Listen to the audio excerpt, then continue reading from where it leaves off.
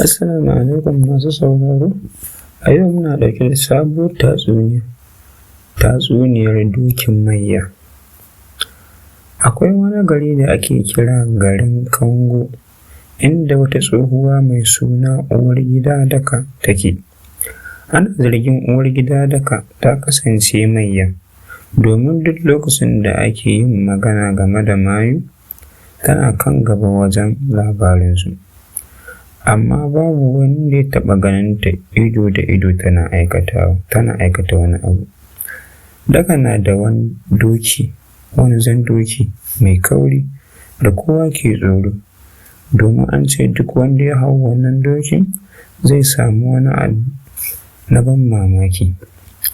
Wata rana wani saurayi mai suna Musa ya shaida cewa zai so ya gwada hawa dokin Daka domin ganin idan wannan labarin gaskiya ne. Mutanen gari sun yi masa gargaɗi, amma Musa ya nace cewa zai gwada. Sai ya tafi gidan Daka da yammaci, lokacin da yake tunanin ba za ta gane ba. Yana zuwa sai ya ganta cikin yanayi na shirin tafiya akan dokinta. Tana murmushi kamar wata mutum mai alfarma. Amma daga nan Musa ta gane abin da yake so yi, sai ta ce masa, idan kana so ka gwada hawa dokina, to ka shirya shiga duniya daban. Duk da haka Musa bai saurara ba, ya hau dokin yana mai cewa zai nuna mata cewa wannan maganar tsoro ce kawai. Amma lokacin da ya zauna a kan dokin, sai dokin ya kwashe da gudu, yana ta kai shi wurare daban-daban, wuraren da Musa bai taɓa gani ba. Yana ji kamar yana shawagi cikin iska, yana gani kamar yana cikin wani wuri mai duhu da aljanu da dodanni. A ƙarshe dai, lokacin da dokin ya dawo da shi gida, Musa ya sauka yana rawa da tsoro, yana cewa wannan ba zaɓi ba ne da zan sake yi, ban san inda na shiga ba. Duk mutanen gari suka taru suna tambayar sa abin da ya gani, amma Musa bai ce komai ba, sai cewa ya yi akwai abubuwan da ba mu fahimta ba.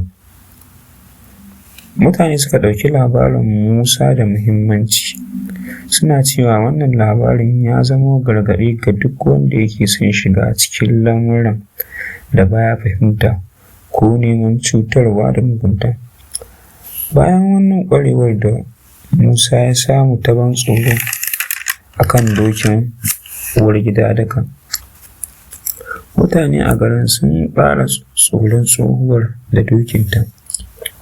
Duk da haka, wasu ba su daina tambaya game da asalin wannan ikon nata ba. Wata rana wani dattijo mai suna Malam Shu'aibu ya yanke shawarar kai mata ziyara don neman ƙarin bayani kan wannan ikon da take da shi. Yana da shekaru kamar ya ɗauki kansa a matsayin wani hakimi, don haka ya ji zai iya tambayar ta ba tare da ta yi wata tsoro ba. Da ya isa gidanta, sai ya tambaye ta, Uwargida Daka, menene sirrin wannan dokin naki? Me yasa yake da wannan ikon ban tsoron?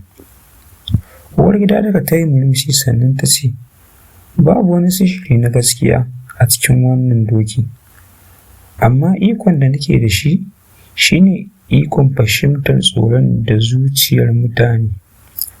Lokacin da Musa ya hau doki, ya zo ne da niyyar gwada abin da baya fahimta, kuma yana da tsoron abin da zai gani. Wannan tsoron nasa ne ya mai da wannan dokin kamar wani abin tsoro. Malam Shu'aibu ya yi mamakin wannan amsar, ya fahimci cewa ikon da Uwargida Daka ke da shi yana cikin fahimtar yadda zuciyar mutane ke aiki. Sai ya tambaye ta, to, Uwargida Daka, idan haka ne me yasa mutane suke zargin ki da mayya? Ta sake murmushi tana ce masa, Ba ni da iko na cutarwa, amma ina da hikima da ilimi da ya wuce na mutane da yawa a garin nan. Abin da ba su fahimta ba ne ya sa zama musu kamar shiri.